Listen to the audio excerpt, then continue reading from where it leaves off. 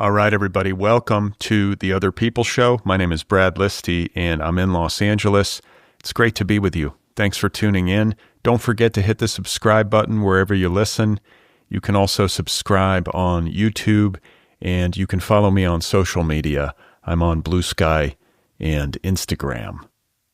So today is Sunday, and it is time for a new Character Studies episode. Character Studies, if you are unaware, is a new series on this show.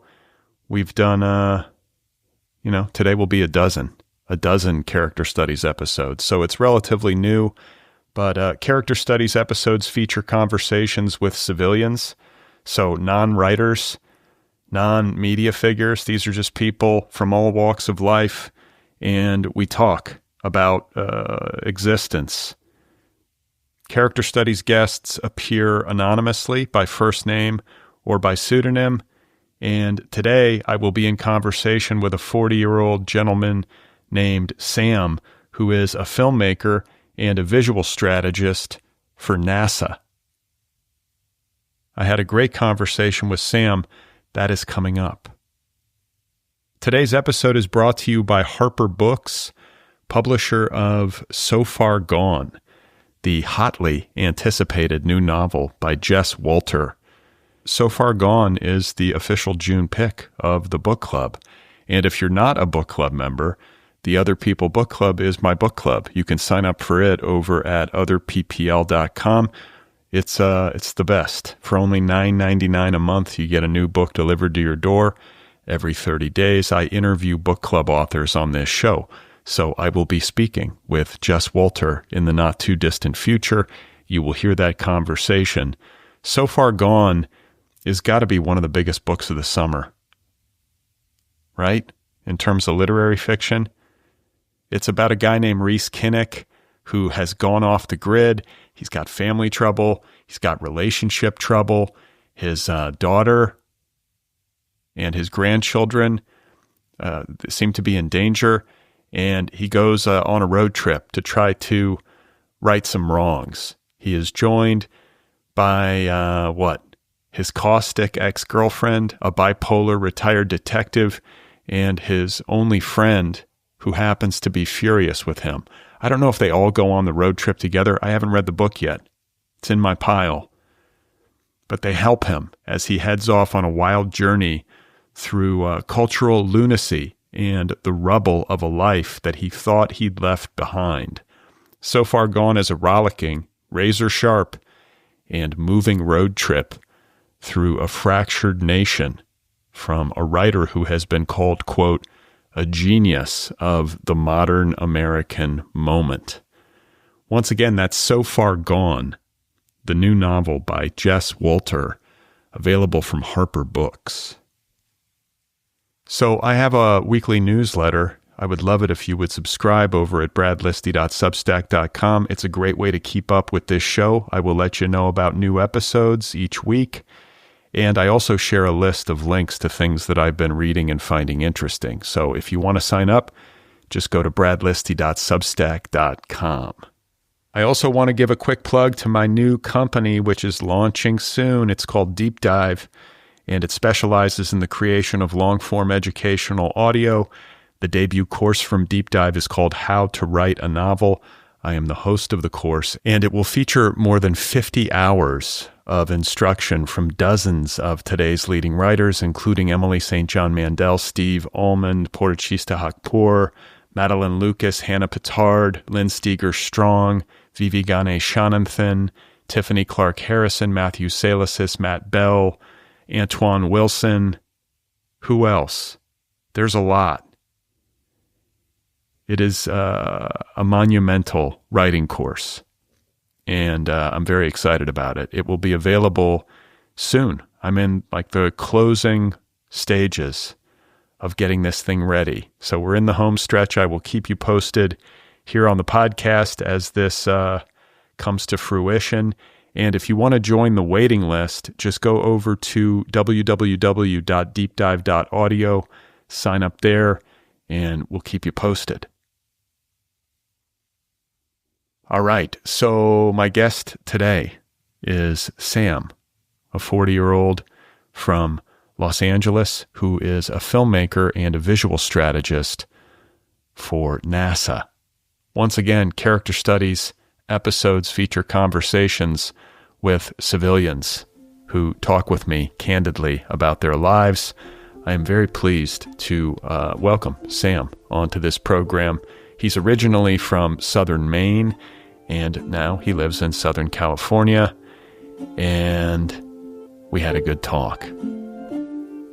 So, without any further preamble, it is now time for the 12th character study in the history of this program. Hi, I'm Sam. I'm 40, and I'm a filmmaker and visual strategist.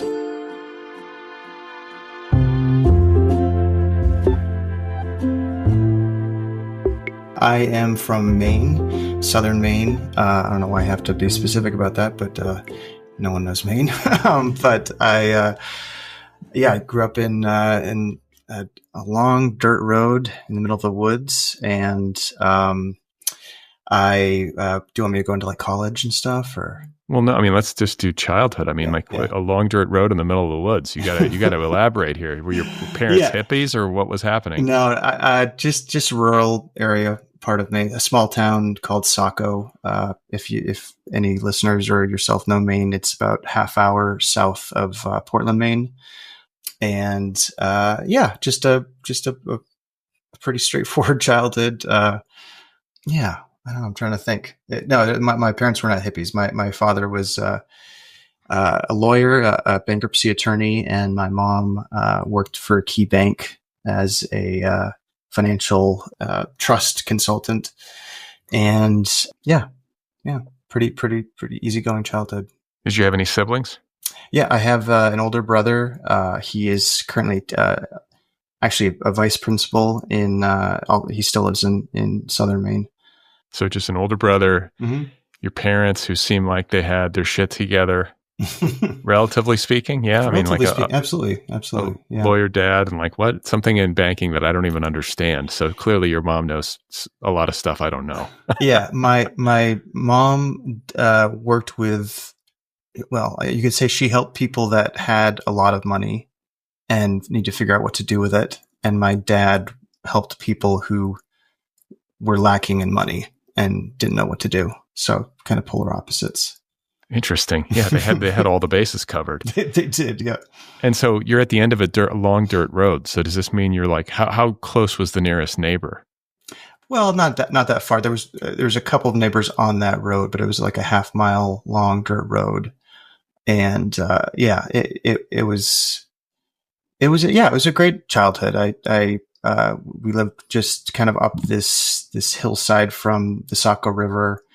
And so we'd spend summers swimming in the river. And when I felt adventurous enough as a kid, I would explore the woods and, let the imagination run wild. And of course, my friends loved it as I got older, and we had sleepovers and stuff because my house was one of the good houses to stay at if you were a young kid up to no good in Maine.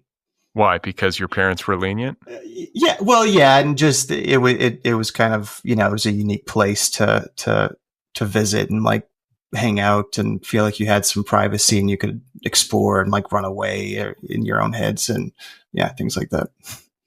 Were you doing drugs growing up? I did not. I don't know why my first reaction was to think that I wish I did. No, I just. No, I was actually pretty straight edge, I guess, as that term goes. Yeah. So so straight edge, you were pretty I don't think obedient is the word, but you weren't like a hellraiser. What kind of kid were you, temperamentally? I was a pretty easygoing, obedient kid, followed the rules. I certainly had friends that were more of what you would consider hellraisers and troublemakers, but I was pretty straightforward, pretty chill. I don't know. I mean, my parents would probably severely disagree in certain regards, but I was in a band in high school. That was probably where I I wish I had maybe partaken in some more fun recreational things. But yeah, I was in a band for most of high school, played a guitar, and that's where I formed a lot of my social circles, and creativity kind of blossomed from there. So what was the name of the band, and what kind of I music can't did tell you you. play? You have to tell me. I can't tell you that because we were called Glory Trap. And I know everyone laughs at that, but you have to, from the perspective of a high school kid, that I guess we didn't fully understand like certain things like glory holes and things like that. But ever since then, whenever I mention that name, my friends laugh at me. Yeah. And what kind of music? We were, well, pop rock. We were heavily influenced by the popular music then. Like Creed and Weezer, The Strokes when they hit big, bands like that. What kind of like your older brother, was he equally like low key, or was he a Hellraiser? Did you have two good kids in the family? Two good kids. I think he got up to a little bit more of typical rambunctious activities, probably more than I did. I think he had more fun than I did, or I just wasn't really aware. We weren't super close growing up, but no, he's not a Hellraiser. He's not a Hellraiser. And how many years? I don't know why this whole conversation is like you're either a Hellraiser or you're not, because it's not. There's a lot of grays, of course, but yeah. Of course, yeah. And how many years separate the two of you? Three. Okay, yeah. But you weren't particularly close. No, there was nothing. There was nothing weird or distant with us or anything like that. We just weren't super close, but we're on very good terms, and I love him dearly, and we're closer now, I think. But yeah. Was it just because you had like different personalities or different sets of interests? I think so, and I think that we were. I mean, 3 years difference is very common, obviously. But my brother had gotten into school a year early because he's right on the cusp of like August birthday or something like that. Or something that is when his birthday is. But because of that, we never shared a school together. And so by the time he graduated, that's when I entered high school. And I think, I don't know, in my head, I think that's partially why we weren't as close, is because we were just far enough apart that we didn't have any real overlap socially or academically. Yeah. And so how were you, like, what was the spiritual situation? Were you raised in a church or anything? When we were younger, we started to go to the local Unitarian Universalist church, which I very much appreciate the experience and the memories of that. My parents, my dad grew up Catholic. My mom, God, I can't remember. It's like Presbyterian or something. It's one of those ones. Sorry. And both of them thankfully had the same approach, that they wanted to expose us to organized religion. That sounds somewhat sinister when I say it like that, but going to church, they wanted to expose us to that, and then let us decide if we wanted to keep going. And I really, really deeply appreciated that, because we did go to this Unitarian church quite a bit for a few years, and then I don't know if they were just kind of done with going, or they wanted to leave it up to us. But they let us decide, and very quickly, both my brother and I were totally fine with not going ever again. It was nothing against the church. I actually really valued going to a uni church because they, just incredibly open-minded and welcoming, and of course, one of the most progressive progressive offshoots of mainstream Christianity. So in that regard, yeah, I really, really loved our experience going, and how that informed us and also allowed us to not go anymore. So, yeah. what is a Unitarian? What is it called? Unitarian Universalist? Yeah. Yep. What is that? What does a service entail? I have never been, but I've heard that there's no hierarchy, right? Isn't that the one where like the people who show up, like somebody takes the stage and starts Well, I mean, talking? there may be some like that. The one we went to it felt very much like a typical church, other church services that I've been to, where there's a pastor and, it was very, instead of, I guess, creating a sermon based on text, it was much more kind of open and flowing and very empathetic. And I'm not saying that other religions aren't, and it was just very, just very open and chill. Yeah. And so when you look back on your childhood, are there any events or experiences that you had that you feel were particularly formative? Yeah.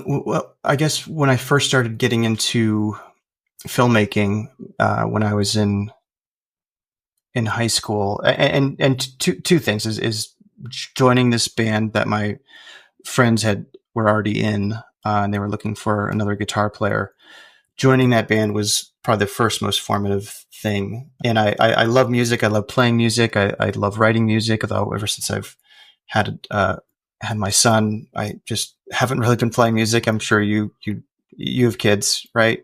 I'm sure certain hobbies and creative muscles don't get flexed for a long time. It's kind of hard to get going in. But yeah, playing in a band was so influential, just because it gave me the permission I think I was subconsciously looking for at the time to be creative and be weird and just try new things and just have nerdy passions that I not that I hid those from anyone or myself or anything, but just kind of, it was very freeing. And I think from there I got into filmmaking through the music, because I started to like writing songs and then wanted to put that to videos that I was doing.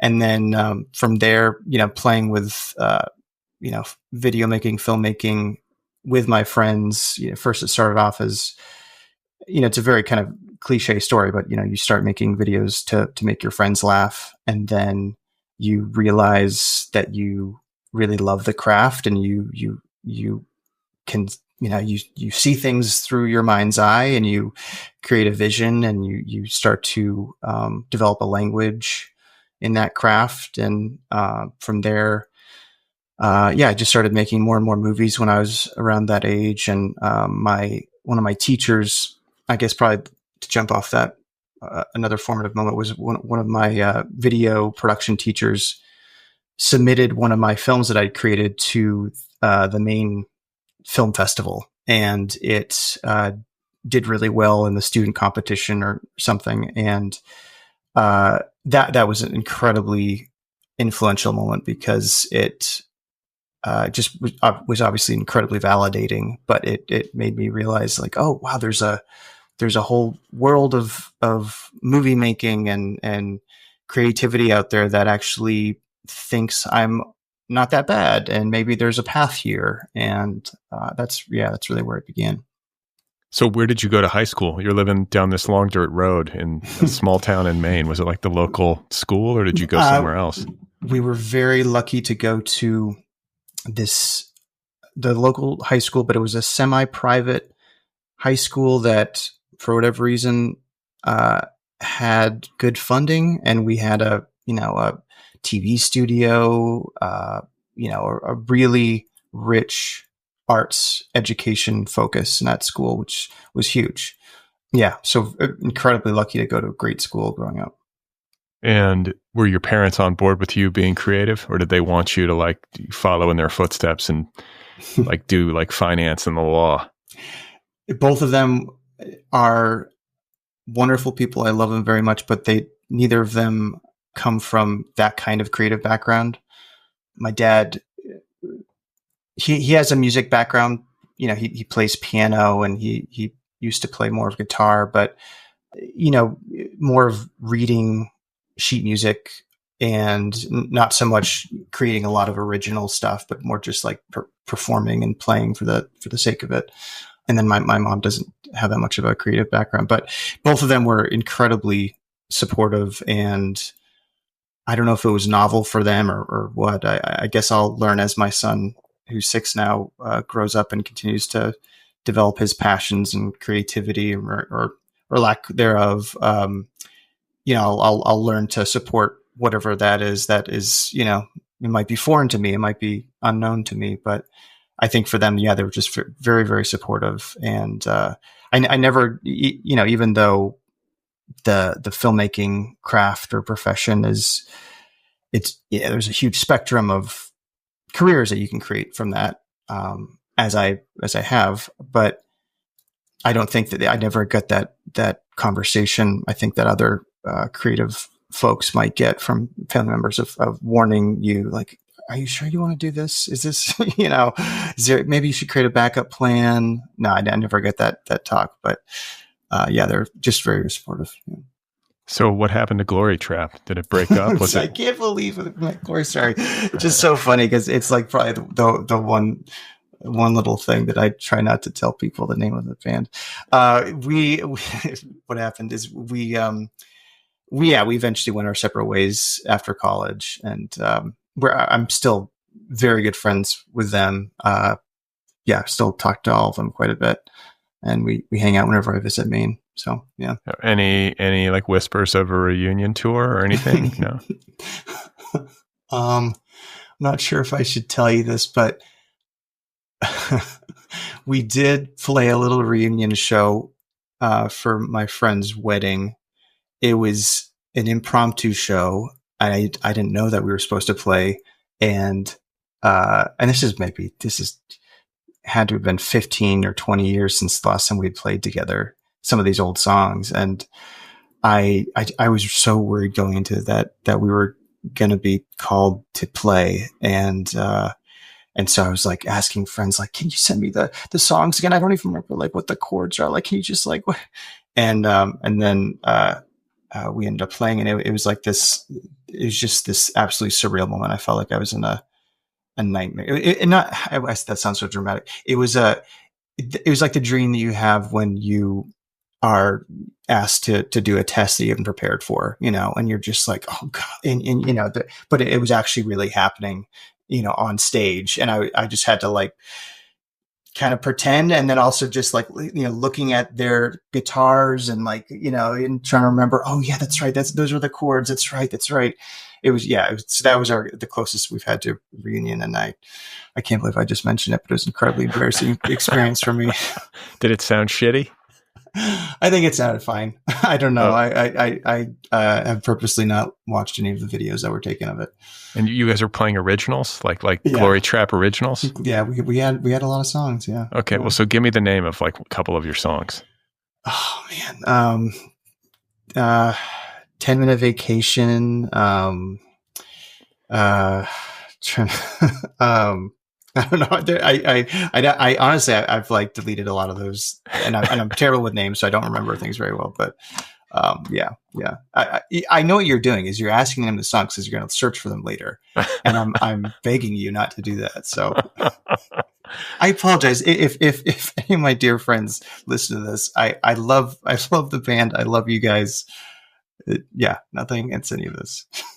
So it wasn't an acrimonious band breakup. It wasn't like the lead singer got like, a big ego and the rest of the bandmates like turned on him or anything like that. No, I mean, we had, we were teenagers, so we had fights and things like that, as teenagers are wont to do. But no, it was kind of natural. It's interesting. I talked to a guy from Maine for this series just like a few weeks ago. He played in a band. And now I'm forgetting what the name of his band was, but I think it was like a punk band. I talked to another guy from Baltimore, played in a band. You're the third dude who's played in a band. And what was interesting, like I naturally asked, each of them, I was like, oh, so did, playing in a band, did you get a lot of girls? I think I've always had it in my head that musicians get girls. Both of them were like, no. And like the guy from Baltimore was like emphatically like, girls aren't into guys who play guitar. And I was like, what? Like this completely upended my understanding of the entire like situation. Like what was your experience? We had a unique situation because it was a arts focused, celebrated school, but it was also a very typical high school, like big football team, big sports scene. And for whatever reason, I think the band that we were in, we also had some like, modest local success in terms of like we won some like, Battle of the Bands and stuff. And I think because we were the first at the time, band that had been in the local newspaper or something, we were weirdly celebrated by the school. And so we were strangely kind of popular, even though you don't hear that a lot of high school bands. But yeah, it was, we were very lucky. Yeah. Did you have long hair? I had periods of long hair or longer hair, but not like the typical. I can't, I grow it to like a certain level and then I just can't take it anymore. I just have to cut it. I have no tolerance. I have no tolerance for hair. I don't even want to have hair. Hair's just, what is hair? Hair is so weird. It is. Okay. Good parents, good family, good brother, good friends, good high school. Did you have any like good church? Like everything was good. You had like kind of a blessed like upbringing. Did you have any big challenges or heartbreaks or losses in your youth that like really affected you? No, I mean, typical, grandparents, older relatives' deaths. But I did, coming out of high school, I did learn that I had a medical condition that was challenging at the time. It was an immune. It's called ankylosing spondylitis. It's this immune disease that attacks the spine and joints and stuff. It's like an offshoot of rheumatoid arthritis. At the time, it was for much of or a good chunk of college. I was in a great deal of pain until I finally got fully diagnosed and got on some good medication. But that, yeah, not other than that, it was a pretty blessed educational life. But that was probably the most dramatic, just because it was a very, very debilitating thing, like, bedridden. And if I hadn't got on, I mean, if I had been born, 20 or 30 years prior, before any of these biologics had been created, the disease that fuses your spine together over time. And so, you eventually kind of become, just, if not paralyzed, but just like completely stiff and bedridden. So, I think that changed my perspective a little bit on just, feeling lucky for what I had and resetting my perspective on life and what I, physically would be able to do as I got older and things like that. So where'd you go to college? Went to Emerson College in Boston, and so I studied film there and music, and it's just a fantastic school. And now it's like even bigger. There's a whole LA offshoot, and I was going to say they have that fancy building on Sunset. Yeah. Right. And doesn't Emerson have they have a really good film? They do. That's kind of what they're known for. And so they built this like West Coast campus, basically. Yeah. After we graduated, it was great. So sit in with a little bit of just a touch of envy, but happiness for the other classes. But I so wish we had that when we were there. Oh, okay. So because I was going to say, like, what do you do if you're a film student? You are in Boston. That's where Emerson is, right? Mm-hmm. Yep. You're in Boston and you're at Emerson. And then if you're a film student at some point nowadays, do they like send you out west, or is that, I guess that's an option? They had an LA program. So you can take a semester in Los Angeles and do internships and, learn the city. And from there is when usually a lot of people decide to stay out there or just make plans to move out there soon after. And that's what I did too. And a lot of friends did that. That's really where I had met my wife. She went to Emerson College too. I'd met her before, but we really became close during the LA program. And then after I moved to LA, but, was she a filmmaker? Yep. She's a production designer. And that's actually how we first started kind of working together and getting to know each other, was, working on some short films together. And then she was a production designer for some music videos that I was doing, and just got very, very close as people are, the whole filmmaking process is such a close knit, intensive bonding experience. You have, especially like something like a music video or a short-term production, where it's just like very long days, very, very intense, and just a ton of creative collaboration, constant collaboration. And so I think, if you're going to be close with someone, that's the fast track to developing intimacy with somebody or the opposite. Like I think it's a crucible. You're going to find out one way or another if there's compatibility. But you're in college. Like what were the college years like? It sounds like they were happy too. Is that a fair assessment? Yeah, they're good. I mean, Emerson College, just like every, filmmaking or, creative arts college, it is what you make of it. And I hit the ground running as soon as I got there, joined, music video organizations and other film organizations. And it's completely what you make of it. And so I just wanted to jump right in and meet as many people as I could and work on as many things as I could. I got really, really, really into music videos at that time. Just, there's one of the other most formative things I think of my life is joining a music video organization at Emerson College. At the time it was called Emerson Music Video.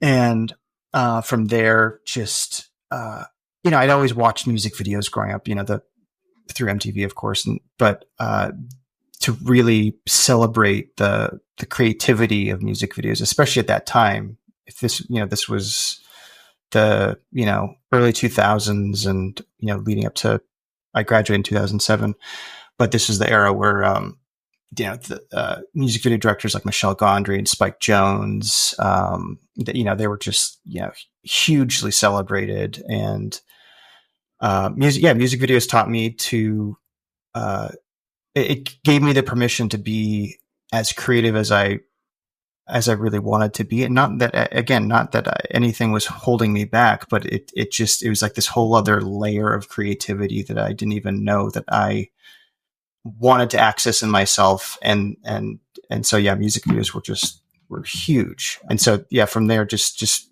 I was making music videos. I was really a huge fan of this music video director, Patrick Daughters, and he directed one of my favorite music videos, which is this music video for the Yeah Yeah Yeahs called Maps. And I don't know are you big into music videos? Do you watch them at all? Or I mean, I grew up on them, but I don't sit around watching them. Yeah, no, I don't anymore at all. But I'm sure there's amazing stuff that's being made right now, but I just don't. But this music video, there's just, there's certain things. It's like movies, there's certain movies or, certain albums that you listen to and you're just like, it just changes you. It just changes the path that you're on. And this music video just completely changed me. It just had these right elements that I adored and continue to adore, which is certain levels of surreal storytelling with raw human emotion and just something just haunting about it. And I just love music videos so much. I bugged the hell out of this director who in my mind was, he may think at the time he was just like a struggling music video director maybe, but I thought he was, this giant rock star in my mind. He's like Orson Welles to you. Yeah, he totally was. And I bet he was probably getting paid hardly anything on those music videos probably, but no, I don't know. But,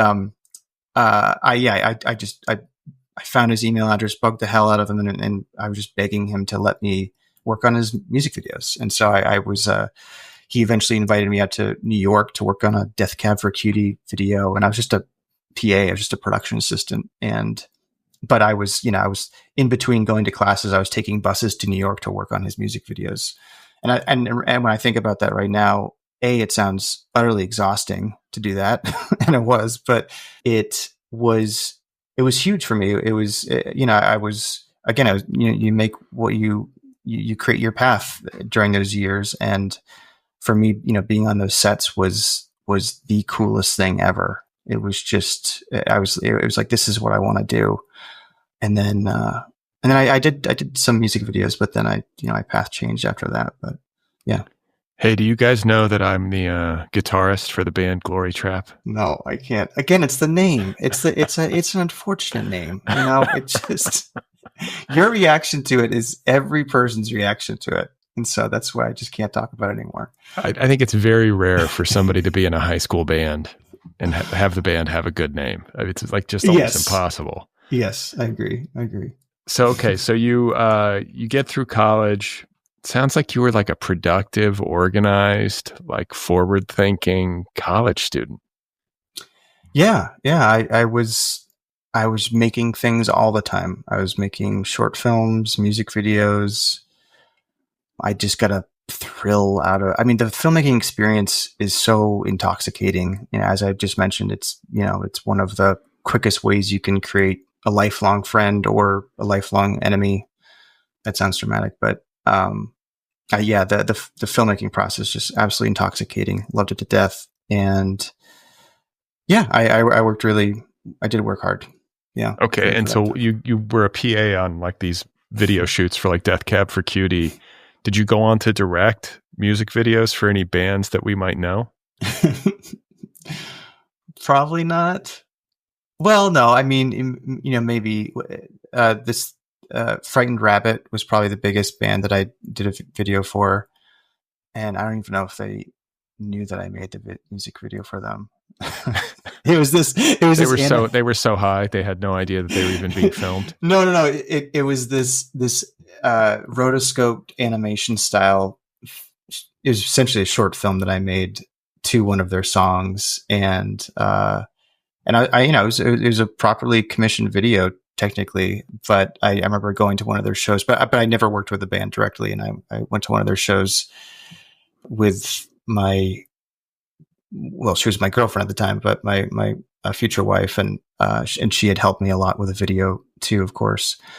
And just went to the show thinking like, oh man, I'm gonna like go backstage with the band. It's gonna be so cool, and she's gonna think I'm really cool too that we're going backstage.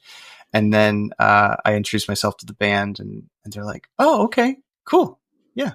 All right, see you later. I was just like, and it was a rotoscope video. So what does that even mean? Rotoscope? So that style of animation is where you trace frames. Like Richard Linklater's. What's that movie that he did? Scanner Darkly, and there was one before that. The one before that, yeah. Shoot. Anyway, I know what you're talking about. That's cool. It's like real things. It's like it looks like real people that are kind of drawn over or something. Yeah. I just got really big into. It's called The Waking Life. That's what it's called. Yes, thank you. Yeah. I just love that style. I love all different kinds of animation styles, and that took me, I think like 8 months to do that. It's just absolutely painstaking. And again, didn't even really know that I'd done it. So you did it yourself. Yeah. My wife helped with the production design so we had built some things that I was eventually going to be tracing. And then one of my other, good friends, helped with some of their visual effects on it. But yeah, I did a lot of the tracing by myself. So you get out of college at Emerson, you come to LA pretty soon after. Yep. Probably half a year after I graduated, I moved to Los Angeles, and some of my friends from college were already out here. So I felt like I had a good kind of base to jump off from. And I think actually one thing that I will mention on the way out to Los Angeles that really influenced my path was I was it was, long road trip from, Boston or from Maine to Los Angeles. And, I was listening to Radiolab, Radiolab from and I forget even what the episode was really about, but it was my first, peek into that kind of science communication.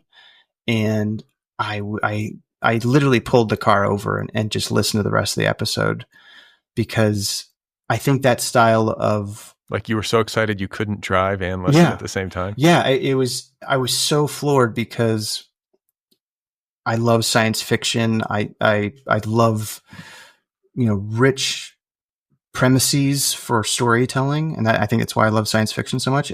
And the kind of science storytelling that they were doing at that time specifically too felt so groundbreaking and refreshing, and it sat in the back of my head and became this thing that eventually kind of propelled me into my future work. But it was just one of those things, like I mentioned before about that music video.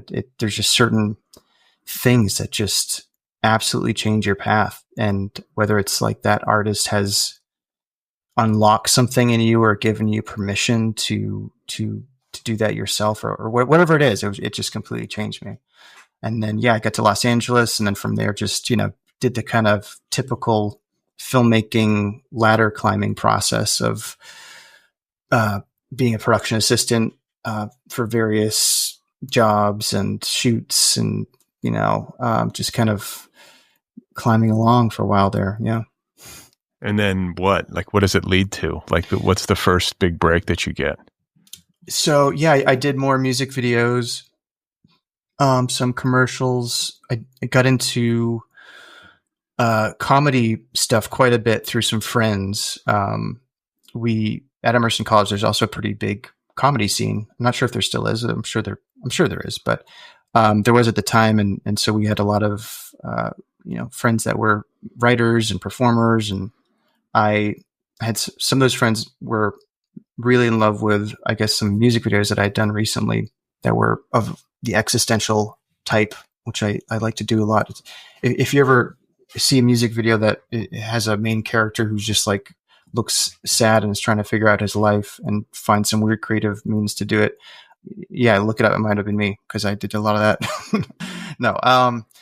So I had a long journey into comedy series, and we had gotten representation that way, and did a lot of pitch meetings, did a lot of script writing, and that was all very exciting for a while. And then I think the other big formative moment was I went to, a friend had recommended I go to this lecture that this guy that works for NASA was giving, and he was a creative, and his name is Dan Goods. He still works there, and in this lecture he talked about how he, as a creative, he works for NASA, and he gets to spend his days dreaming up really cool projects that communicate science and engineering and communicate different missions and projects that NASA's working on.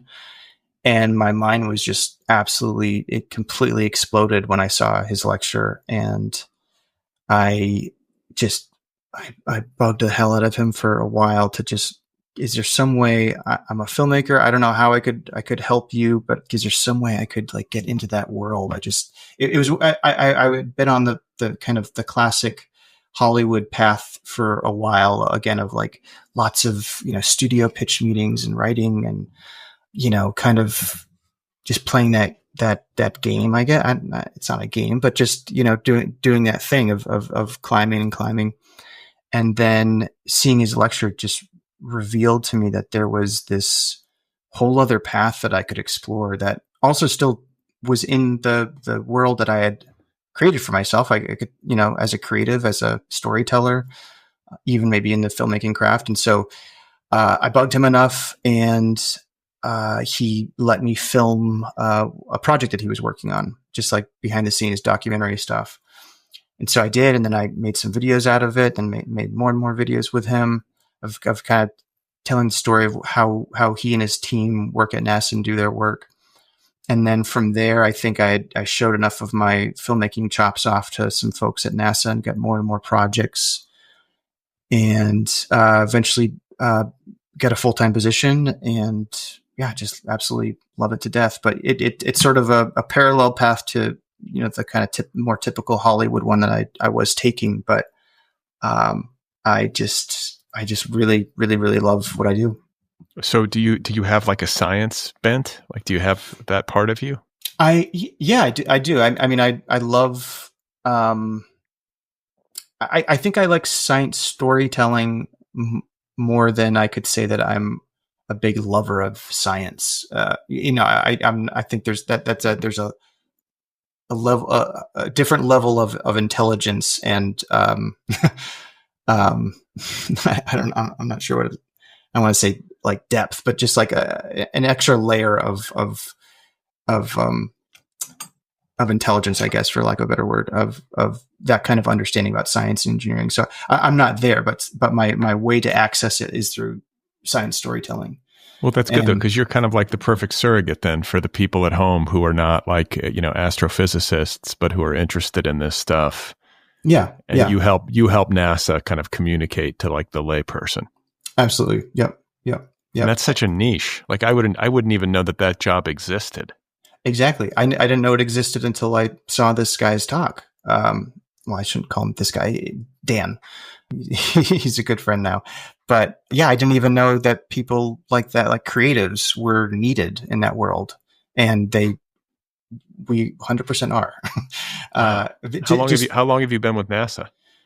So I started as a contractor in 2013 on different projects, and then I became full-time in 2019. So officially 6 years, but technically longer. Yeah. And you've made like films about like, cause this, forgive me for not knowing, but I thought like the space shuttle program kind of stopped, and maybe NASA outsources a lot of its like satellite launches and everything else to like SpaceX. Like what's going on with NASA? Like it's harder to know in the absence of like, you know, the space shuttle going up into space. Yeah. So there's a lot going on. There's always a lot of really incredible missions that are happening that a lot of people don't know about, you know, even though they can be in the news. They could, you know, we could have a lot of accessible communication about those missions. The public sometimes just doesn't know a lot about what NASA does.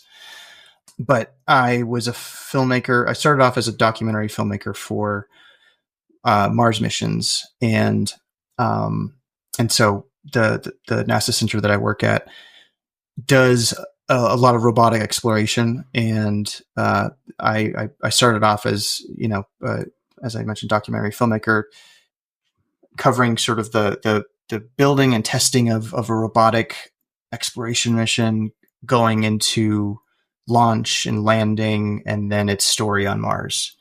And so there, you know, we've got a lot of robots we've sent to Mars. How many are on the ground in Mars or on Mars? There are 5 rovers. 2 of them are still functioning and doing actual science and exploring Mars. But yeah, we've sent a lot of robots. Are people going to go? Like, because I've talked about this on this show before. I'm happy that we're exploring it. I think it's real. I mean, it's unbelievable when we're beaming photographs and videos of Mars back to Earth. It's incredible. I have like less than zero interest in going to Mars. Like it looks like hell to me, like for a human being, you know what I'm saying? It's very cool to look at from a distance. People who are like, I can't wait to go to Mars, I think they've lost their minds. Like there's nothing, you can't breathe. There's nothing there. Nothing grows there. Yeah. I mean, there's a big push right now, as it comes and goes in waves, but there's a big push right now to send humans to Mars as soon as possible. And I think that's great. Everyone thinks that's great.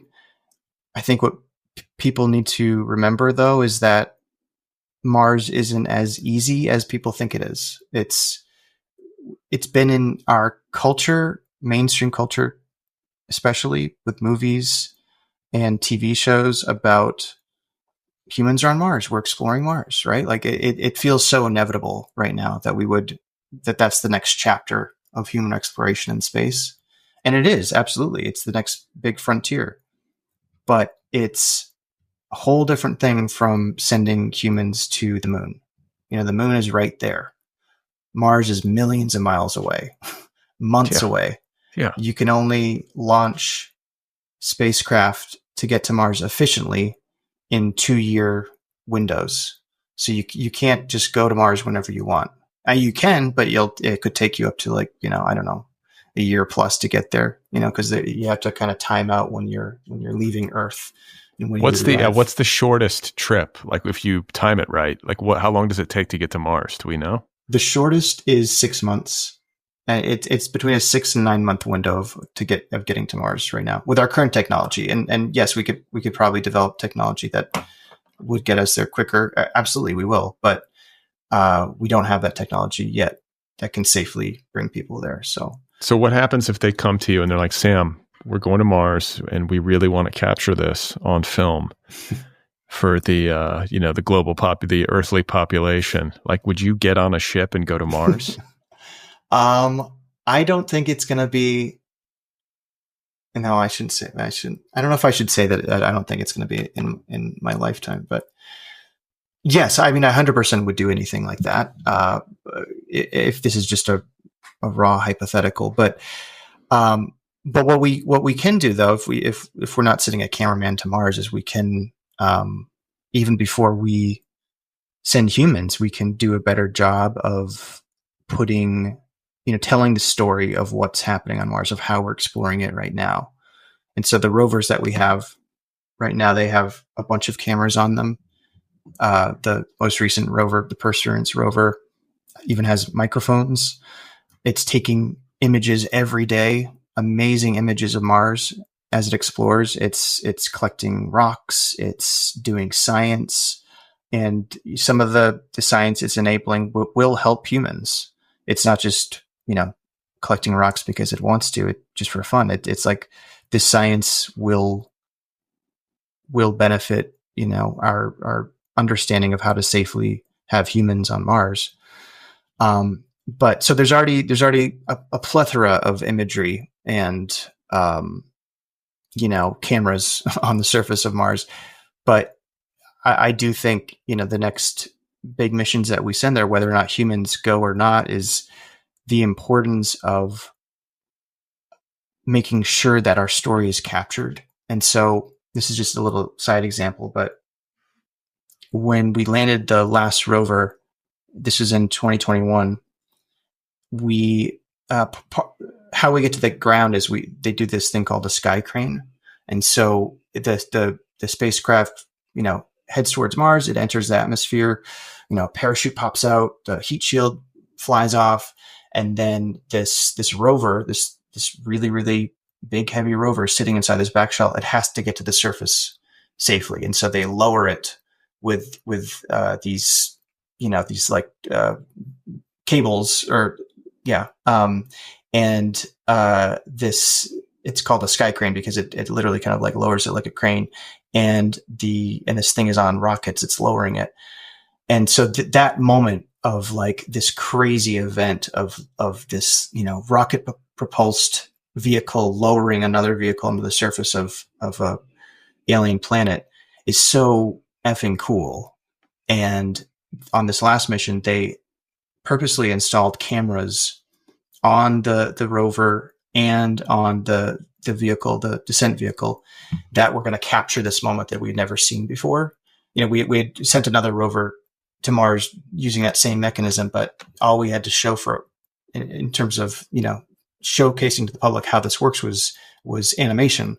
And I've gotten into a lot of animation since, and I can talk about that more, but the idea to capture that with cameras it's technically kind of unnecessary. From an engineering perspective, they love the cameras because they can just see how the mechanism works a little better and understand it better for next time.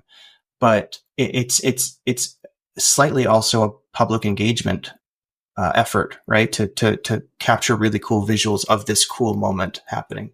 And so that's an example of the kind of communication that I think is vital to some of these missions, is the idea of, on the first moon landing, to make sure that we had a camera that was going to be positioned that was attached to the the landing gear or whatever mechanism on the LEM, or I forget what it's called, that was going to make sure to be aimed and capture when they came down the ladder and stepped on the moon. Like that idea to have the camera positioned in that way that was going to capture that moment.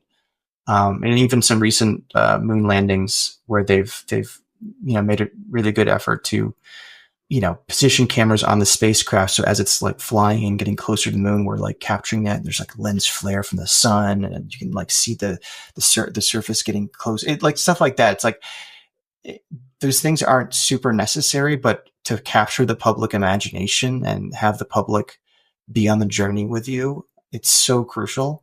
And so I want to, my dream is to continue to be involved in things like that, that again, aren't necessarily engineering or science motivated, but are, not equally important, but also very important to have on the mission. So are you involved if they're sending a rover over to Mars to kind of like, I don't know how far those things can drive. Like how much territory has been covered on Mars? Are they all landing in roughly the same spot, or do they have these things landing on different parts of the planet? Different parts. I couldn't tell you like how many kilometers or anything it's Sky. I forget. I could pull it up, but yeah, no, they travel really far, and the Perseverance rover also has an auto nav ability, so it can drive on its own. Essentially, like they can tell it. Every day they send commands up to the rover through our deep space network, and they can just if you saw, I actually made a little animation of this of the drive path of the rover along the surface of Mars, and when you like zoom out and you see, oh my god, I can't believe it's driven that far. And we've flown on Mars too, and not a lot of people know that, but that the latest rover carried a little drone helicopter about the size of a cat or something. I mean, it flew. It was only designed to be a technology demonstration. It's supposed to just fly 5 times just to test out different things and be sort of a teaching tool to future aerial explorers on Mars, robotic aerial explorers.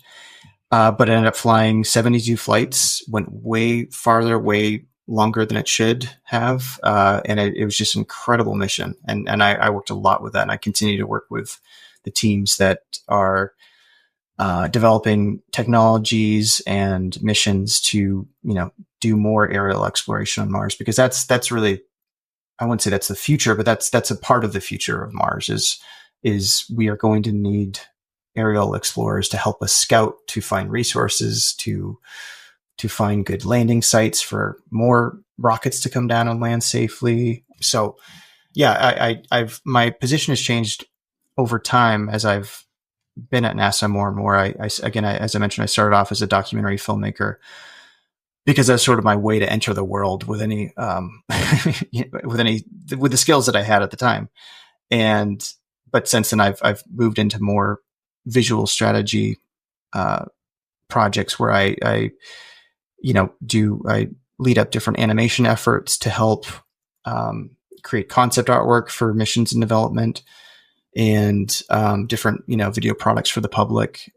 But I've found the area that I love the most right now, that I've been working the most in, is concept artwork and concept animation. Because what does that mean? So like if a mission is trying to convey what it's doing, but there's no other way to do it other than just to show it with like animation, 3D animation or other styles, that those visuals will be the only real tool that they have to showcase what the mission is going to be doing or what it could do.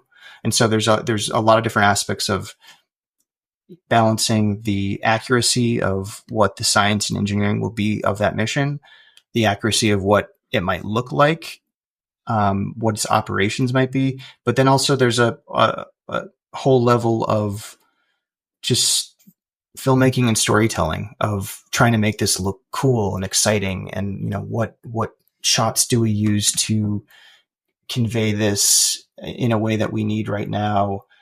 For me, the concept artwork and concept animation again, those are some of the only tools that folks have to try to sell something, to try to bring it to life.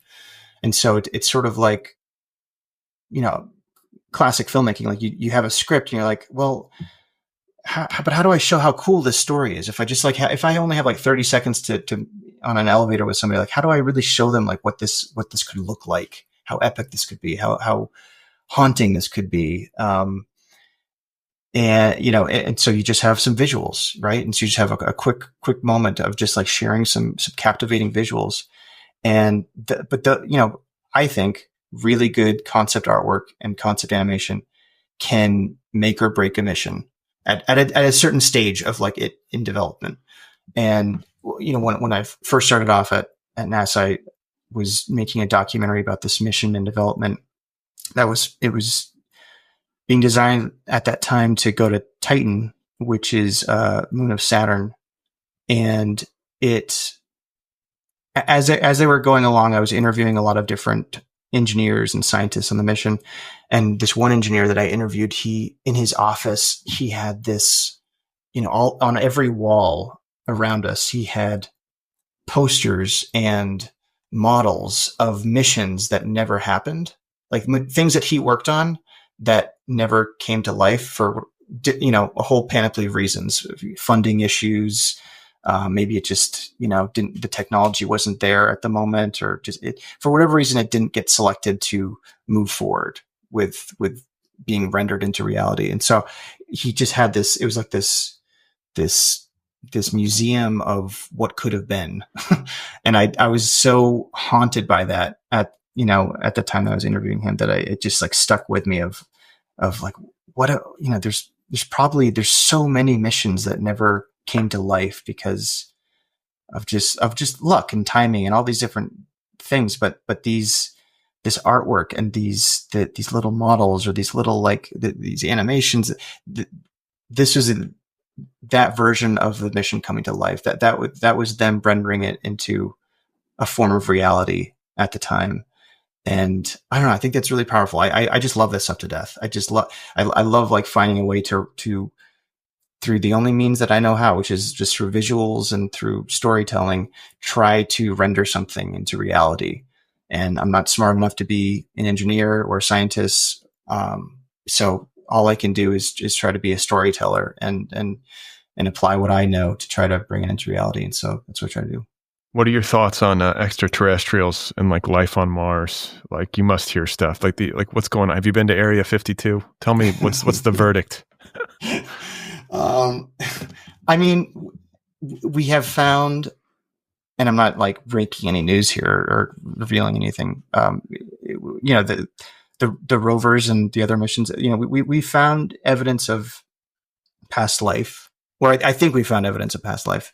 We're careful about saying that outright, but we found what they call potential biosignatures, which are, it's evidence of life. And, Mars and Earth they're really similar in how they were formed and how they both came to be, but clearly something happened to Mars and something happened to Earth to allow them to diverge into these totally different paths. And so on Earth, we have evidence for how life first started somewhat. We're talking about billions of years ago when Earth was very, very young. And the first forms of life that arrived, you always hear about it came from water. Absolutely. The earliest forms of life that we found on Earth is through these. It's basically like pond scum that has been fossilized, and that's how kind of life begins to happen. Is it it can form in water, and then but it needs so to, what we are evolved from pond scum? Is that what you're saying? Absolutely, yeah, absolutely, yeah. Take that to the bank if that's your like headline out of this. Like, absolutely, no, but just that's sort of one of the simplest ways that life first formed. And I'm saying all this, I'm not a scientist. I'm just sort of saying what I know and what they tell me. And I'm probably paraphrasing it and saying it wrong, but, so I apologize for anyone who's listening who knows better, but a lot of the evidence for those very, very early suns on Earth that have been fossilized and preserved in rocks a lot of that evidence is gone on Earth because Earth has been such a tumultuous planet. It's so many, all these tectonic shifting and earthquakes and volcanoes and impacts and water flowing, in different areas and moving all over the place. Earth is just like, it's hard to be a good record keeper for what happened, but Mars is actually an excellent record keeper because it hasn't had the same kind of tectonic, shifting and rocks moving and changing because it's almost been kind of like frozen in time. And so a lot of those, what could be those early signs of ancient life could be on Mars. We think we've found some already in some of the rocks that the rovers have collected, but we don't know for sure until we can find a way to bring those rocks back. That's a whole other thing that we don't need to get into necessarily, but that's a whole other mission that I was developing visuals for. But yeah, is there life on Mars? I don't know if there is currently, but it's a big planet. There's a lot of underground caves and tunnels. There's a lot about Mars that we don't know about. It's not just this. Everyone just thinks of, looks like a desert in Arizona. All the images we see of Mars just kind of looks all the same, but there's a lot about Mars that we don't know. And I'm totally not saying there's aliens on Mars. I'm just saying there's a lot of mysteries about Mars that we still need to uncover for sure. What about UFOs? Where do you stand on that? I don't know. I mean, I don't. I think the idea of fleshy alien bodies piloting spacecraft is pretty silly, mainly because if the technology exists for intelligent life form to scout and explore Earth from really far away, why would there be like this fleshy body that would like travel all that way in a little spacecraft? My point is they would send a robot to do the exploring. And so maybe some of these UFOs are robots.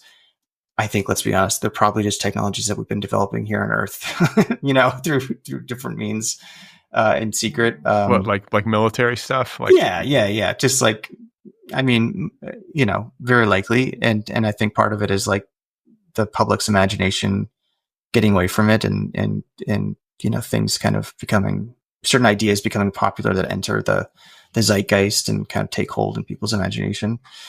There's obviously life out there somewhere. I just don't know if we've been visited yet. Yeah, I don't know. I saw the most convincing thing I ever saw was the kids from that school in like Zimbabwe. Did you ever see that?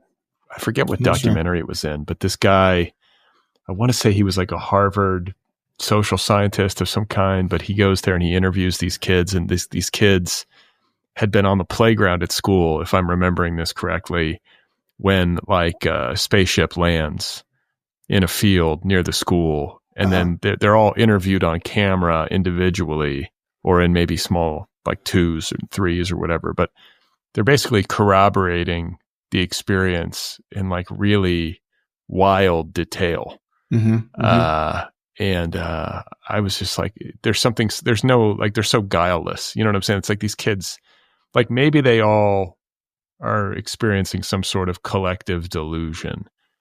And they've told the story amongst each other so many times that when they're talking to this scientist, they're delivering, this kind of like fever dream. But I guess that's possible. I found it fairly convincing. I was like, it's hard to believe these kids individually, like this entire group, would make something up like this and then like be this committed to the bit. Do you know what I'm saying? Yeah, totally. So who knows? Totally. I'm kind of like I'm open to the possibility. It seems crazy to me that in the universe that we're all alone. Absolutely. Yeah. I mean, yeah, I'm very agnostic about that. Absolutely. Yeah. It'd be silly to think that.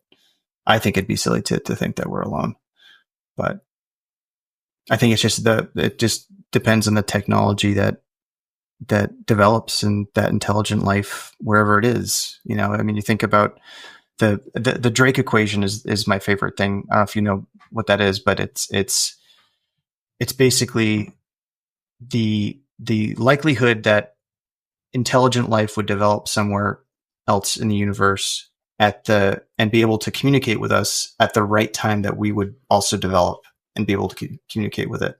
So if in the history of the universe, the time that humans have been intelligent enough to even think about this kind of stuff is such a tiny shred of time.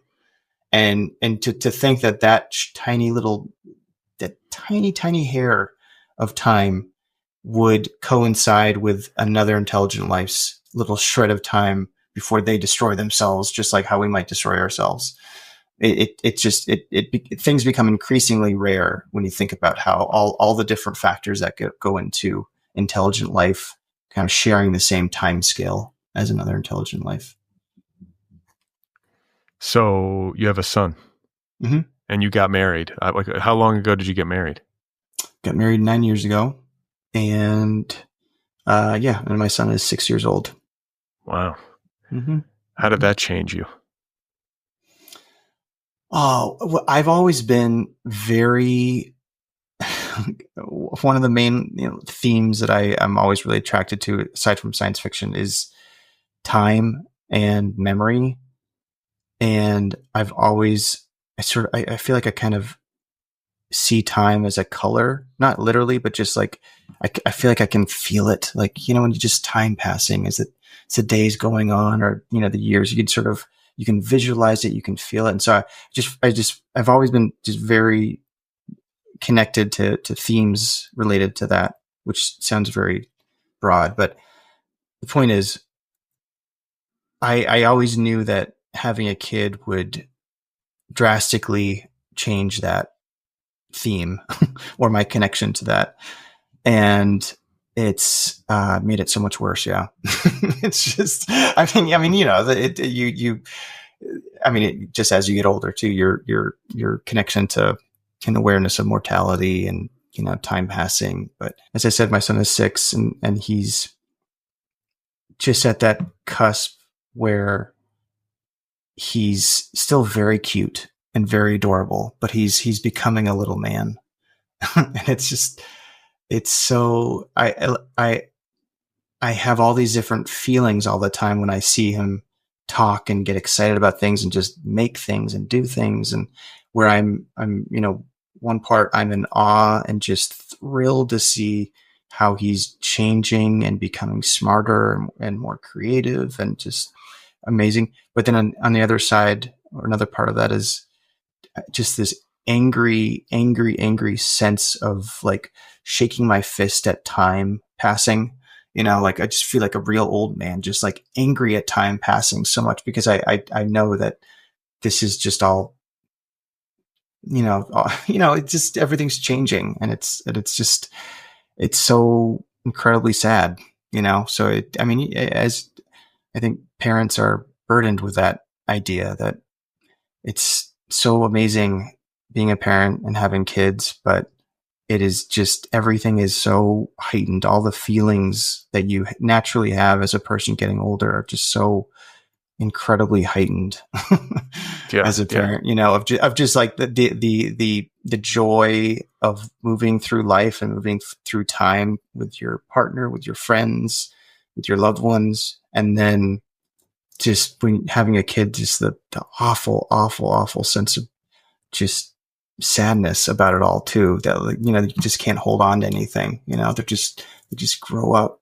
and so sorry, you caught me at a time where, like, I think today I was like dropping my son off at school, and he's just so freaking cute, and I was so overjoyed by that cuteness, but then I was just also so angry at time and sad by it all. So pretty soon he's going to be like a smelly adolescent, all the cuteness will be gone.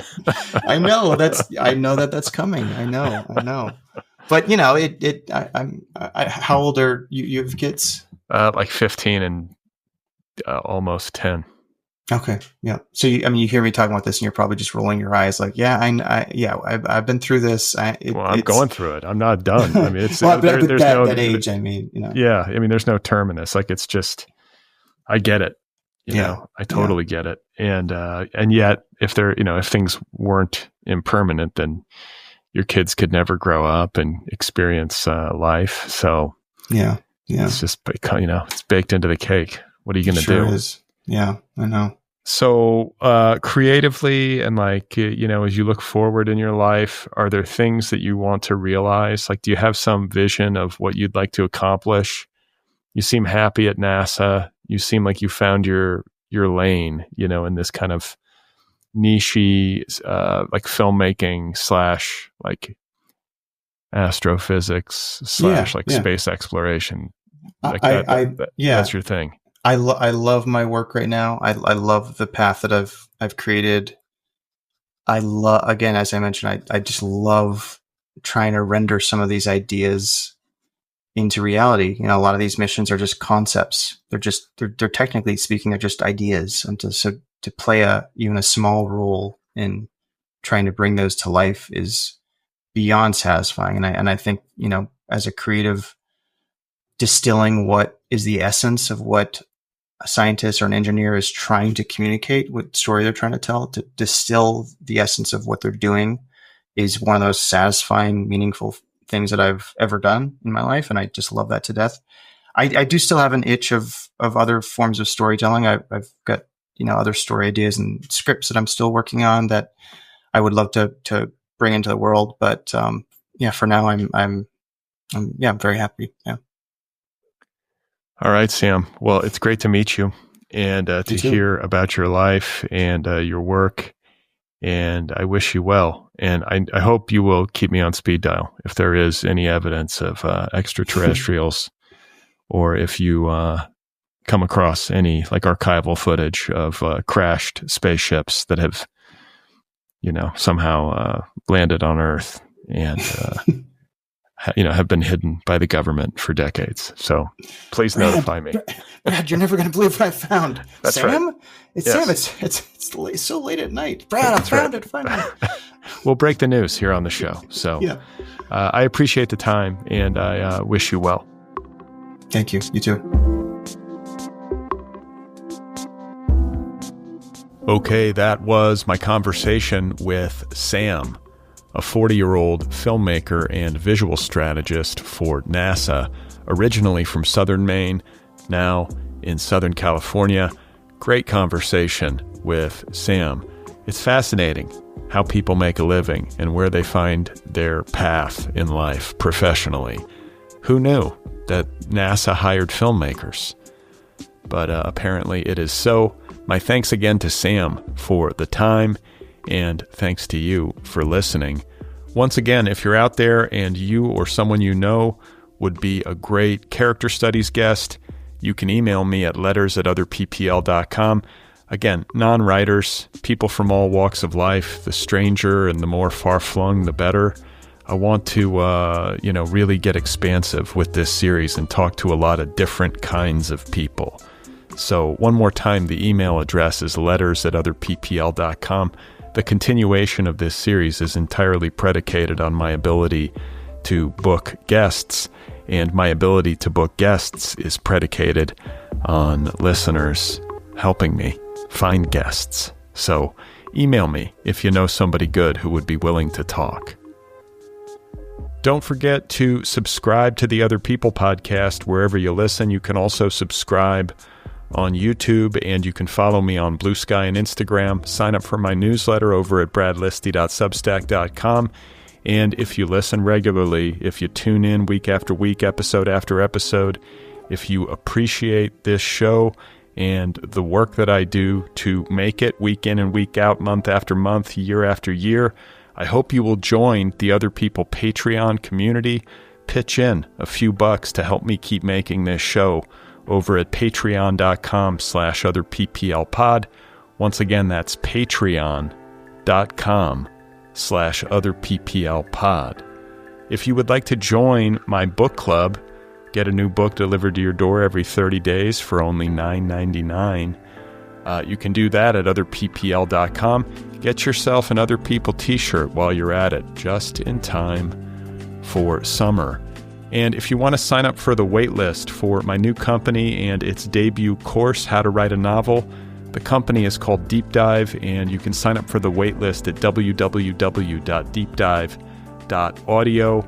And finally, if you have 2 minutes and you want to do me a quick favor, please give this show a rating wherever you listen. So Apple Podcasts, Spotify, etc. Rate it, review it. It helps the show in the algorithm, and it helps it find new listeners. Okay, so coming up on Tuesday, I should be in conversation with Andrew Lipstein. I'm pretty sure it's going to happen.